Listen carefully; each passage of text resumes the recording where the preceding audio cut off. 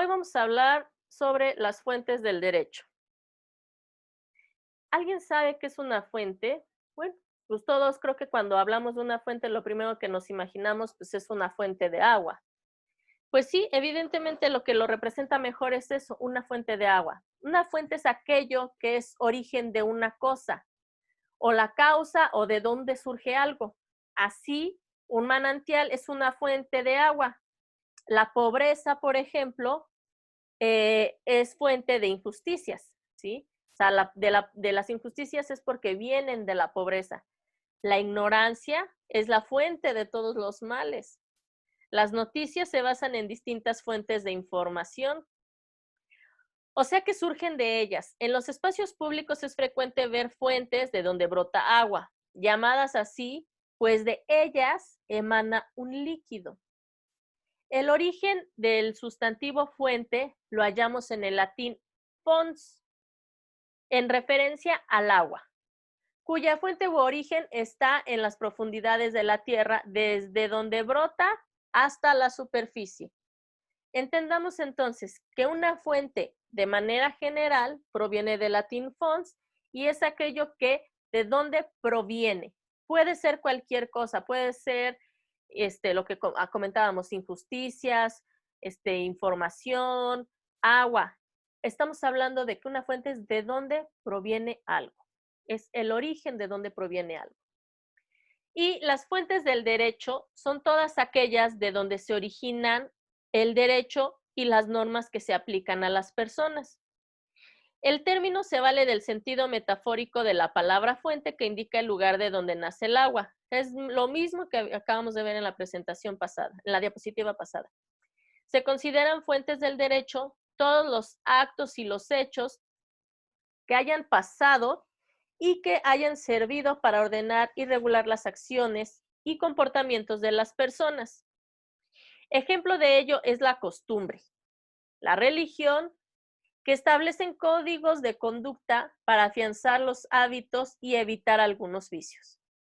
Actualmente las fuentes del derecho surgen de los órganos públicos y de determinados procedimientos. Para ello se toman en cuenta las experiencias basadas para poder crear o para implementar algún sistema de derecho de acuerdo a las necesidades jurídicas del presente.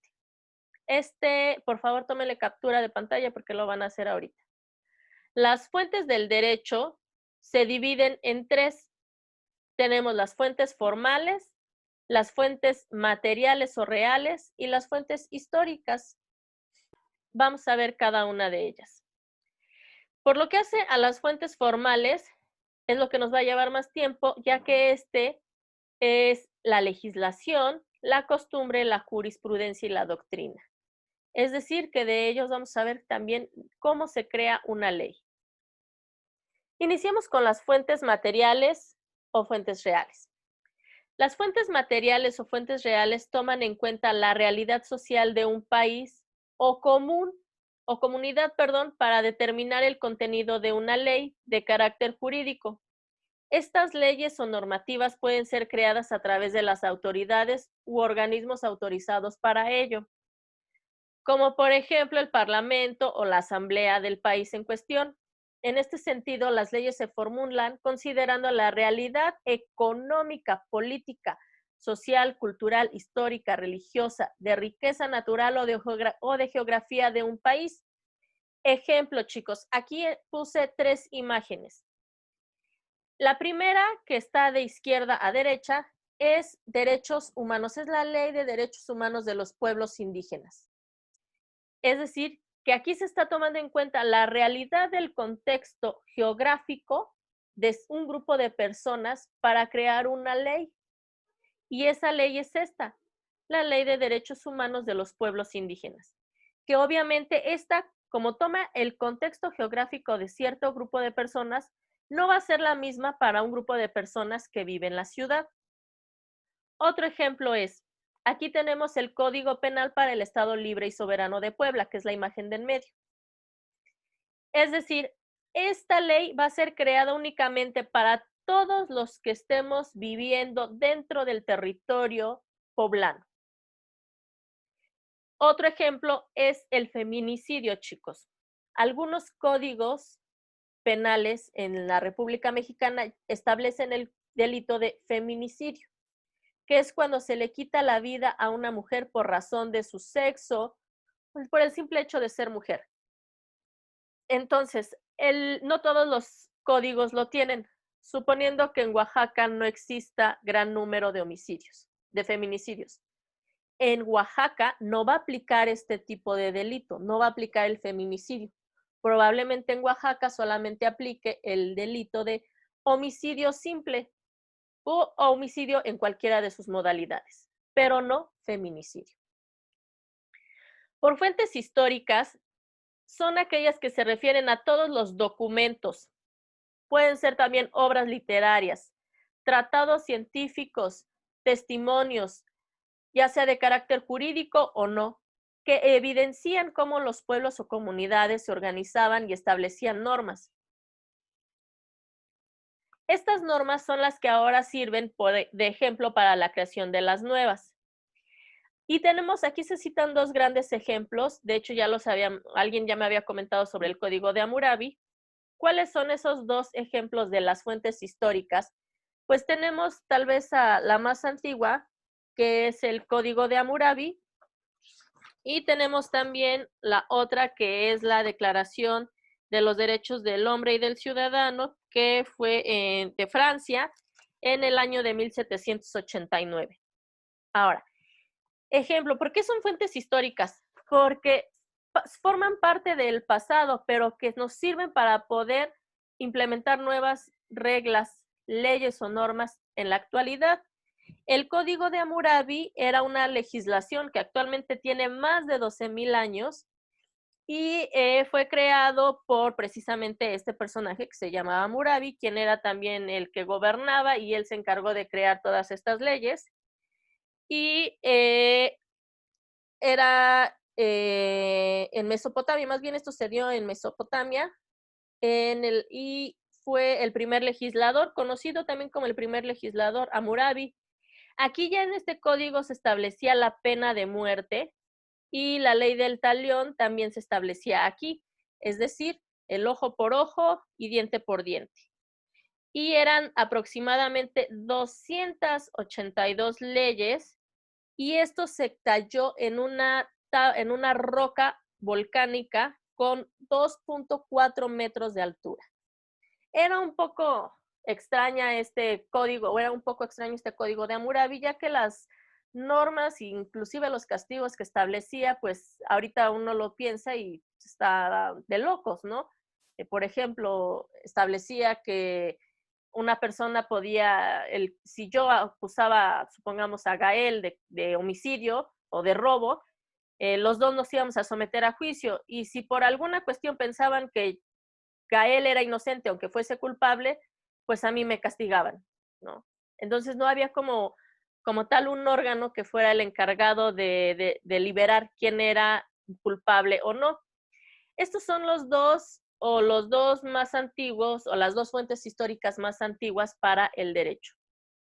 Ahora, por fuentes formales tenemos que son los textos, documentos en los que se recopilan las leyes o conceptos relacionados con estas.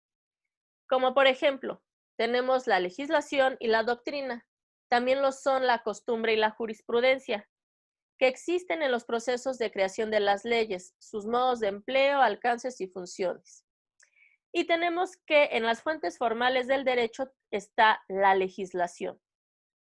A través de los órganos del Estado o los poderes públicos se crean o promulgan un conjunto de normativas jurídicas que son aplicables y organizadas de manera jerárquica, y estas son escritos que se encuentran, o son textos escritos que se encuentran en las leyes.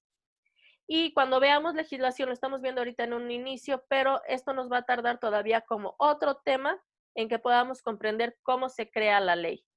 O sea, cuando hablamos de legislación estamos hablando de ley o leyes. Otra fuente es la costumbre, y se trata de la fuente formal más antigua y es de carácter cultural y conlleva una serie de conductas que son jurídicamente obligatorias y que se aplican de manera generalizada en una comunidad. Por ejemplo, no poner en riesgo ni atentar contra la vida de otras personas. También se le conoce como fuente hecho, pues establece que cuando una regla normativa se considera costumbre social, se considera obligatoria. Y aquí, si se dan cuenta, la imagen que subió fue la imagen que pasó fue de la Virgen de Guadalupe. Aquí claramente podríamos delimitar o podríamos encontrar el 12 de diciembre. El 12 de diciembre, chicos, no se descansa, o sea, legalmente no se tiene por qué descansar. Sin embargo, el 12 de diciembre es cuando celebramos el Día de la Virgen de Guadalupe. ¿Qué hacen muchas empresas? Yo no sé si sus papis trabajan en alguna empresa así, pero es probable que conozcan este tipo de procesos. En las empresas o grandes empresas lo que hacen es tan fuerte esta costumbre de rendirle culto a la Virgen de Guadalupe que las empresas tienden a darles el día a sus trabajadores. Ojo, no es obligatorio, pero prefieren celebrar una misa, organizar unos tamales, un atole con sus trabajadores y celebrar una misa a tener que parar máquinas porque ya saben que los trabajadores definitivamente ese día no asisten a trabajar. Otra fuente es la jurisprudencia. Esta es la interpretación de las leyes que realiza el juez en casos donde las leyes primarias no resuelven de una manera clara los asuntos discutidos o presentan alguna dificultad en la integración o ya sea en la interpretación de estas. Es establecida por el Tribunal Supremo y también se le conoce como una fuente indirecta que por sí misma no crea el derecho, simplemente ayuda a interpretar y explicar una ley. Es decir, palabras más, palabras menos, la jurisprudencia es una laguna de una ley. Y cuando hablamos de una laguna de una ley, es decir, a una ley le faltó algo, hay un huequito, algo no queda claro. A eso se le conoce como laguna de una ley. Y esta, a su vez, ¿cómo se va a crear? Bueno, la jurisprudencia la van a crear los tribunales. ¿Cómo lo van a crear? Deben de ser 5 casos iguales, resueltos en el mismo sentido, y que durante esos 5 casos no encuentren una en contrario. Ejemplo, 5 de nosotros, a ver, Santiago, Alexis, Mónica, Dana y yo. Los 5 vamos a interponer una demanda porque fíjate que compramos una casa y de repente se nos cayó a los mismos se nos cayó la pared derecha, sin temblor, sin nada, son casas diferentes, es el mismo fraccionamiento, pero se nos cayó la pared derecha. Entonces vamos a demandar a la constructora. ¿Por qué? Pues por esa situación. Entonces, deben de ser 5. Ahí tengo mis 5 casos iguales. Cuando a nosotros nos resuelva un tribunal, debe de resolver en el mismo sentido. Es decir, que a los 5 nos diga, sí, ustedes ganan, tú ganaste, Lisette. Ahora la constructora te tiene que reparar ese muro o devolverte tu dinero. ¿Cómo sería en contrario? En contrario sería que a estos 4, a los 4 que yo mencioné, sí les hayan resuelto en el mismo sentido, pero a mí no. Que a mí me haya dicho el tribunal, ¿sabes qué? Tú no, porque tú ya sabías que se podía caer tu pared, entonces a ti no se te va a pagar. A eso es a lo que se le conoce como jurisprudencia. Se crea jurisprudencia cuando se hacen 5 casos iguales, resueltos en el mismo sentido, sin encontrar ninguno en contrario. ¿Y quiénes son los encargados? Bueno, pues a nivel nacional tenemos a la Suprema Corte de Justicia de la Nación. Este es el órgano supremo y los que van a resolver son estos que están aquí. Son magistrados los que van a resolver la jurisprudencia. Y aquí tenemos una básica que nos regala la Suprema Corte y nos explica qué es la jurisprudencia, que dice que son el conjunto de principios, razonamientos críticos que emanan de las resoluciones que emiten esta y puede ser en plenos de circuito o en tribunales colegiados. Por último, chicos, vamos a concluir con la doctrina. Son todas las interpretaciones u opiniones que hacen los juristas sobre las leyes para aclarar de manera teórica las interpretaciones de ciertas normas y sus aplicaciones.